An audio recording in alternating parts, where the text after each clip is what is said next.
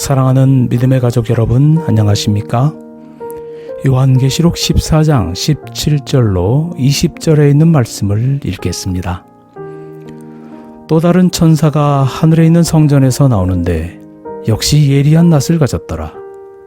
또 불을 다스리는 다른 천사가 제단으로부터 나와 예리한 낫 가진 자를 향하여 큰 음성으로 불러 이르되 내 예리한 낫을 휘둘러 땅에 포도송이를 거두라. 그 포도가 익었느니라 하더라. 천사가 낫을 땅에 휘둘러 땅에 포도를 거두어 하나님의 진노의 큰 포도주 틀에 던지매 성 밖에서 그 틀이 밟히니 틀에서 피가 나서 마을 굴레까지 닿았고 1600 스타디온에 퍼졌더라. 하나님의 알곡 추수 다음에 악인에게 하나님의 진노가 뒤따릅니다. 하나님의 진노는 포도주 틀에서 포도를 밟는 것으로 묘사되었습니다. 요한은 요엘 3장 13절에서 두 추수상을 끄집어냈습니다. 익은 곡식을 낫으로 추수하는 것과 포도주 틀에서 포도를 밟는 것입니다. 후자는 하나님의 진노의 집행을 상징하는 충격적인 장면입니다.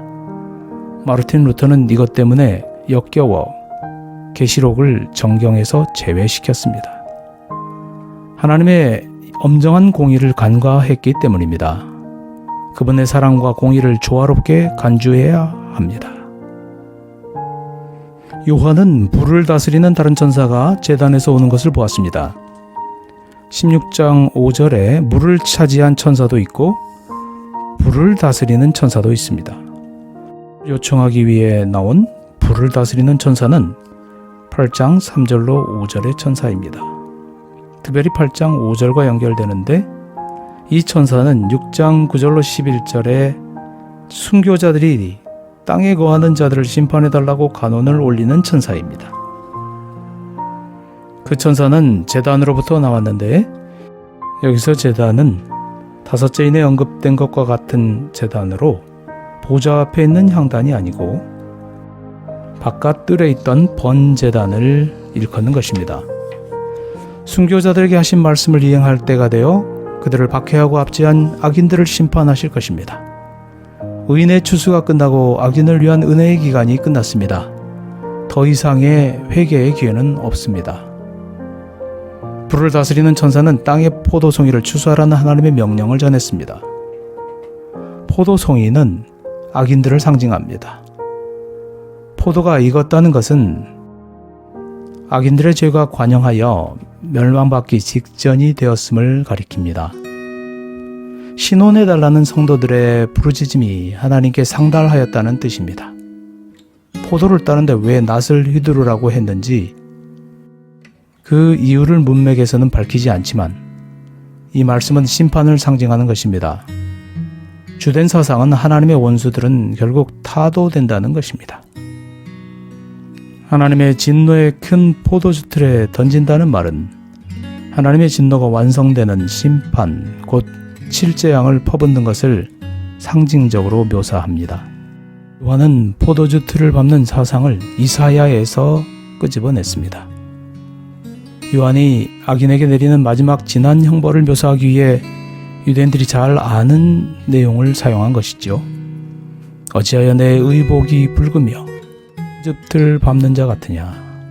만민 가운데 나와 함께한 자가 없이 내가 홀로 포도즙 틀을 밟았는데 내가 노함으로 말미암아 무리를 밟았고 분함으로 말미암아 짓밟았으므로 그들의 선혈이 내 옷에 튀어 내 의복을 다 더럽혔음이니 이는 내 원수 갚는 날이 내 마음에 있고 내가 구속할 해가 왔으나 내가 본즉 도와주는 자가 없고 붙들어주는 자도 없었으므로 이상히 여겨 내 팔이 나를 구원하며 내 분이 나를 붙들었음이라.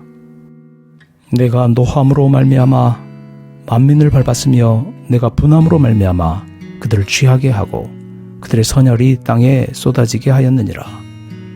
이사야 63장 1절 6절 말씀입니다. 포도즙 틀을 밟는 것은 그들의 악 때문입니다. 예수님께서 죄를 짊어지시고 성 밖에서 홀로 포도즙 틀을 밟으셨습니다. 또 한 번 그분께서는 19장 15절의 말씀처럼 친히 하나님 곧 전능하신 이의 맹렬한 진노에 포도즙 틀을 밟을 것입니다. 악인들을 심판하시는 하나님의 공의를 밝히 볼 수 있기를 소망합니다. 감사합니다. 행복한 하루 되세요.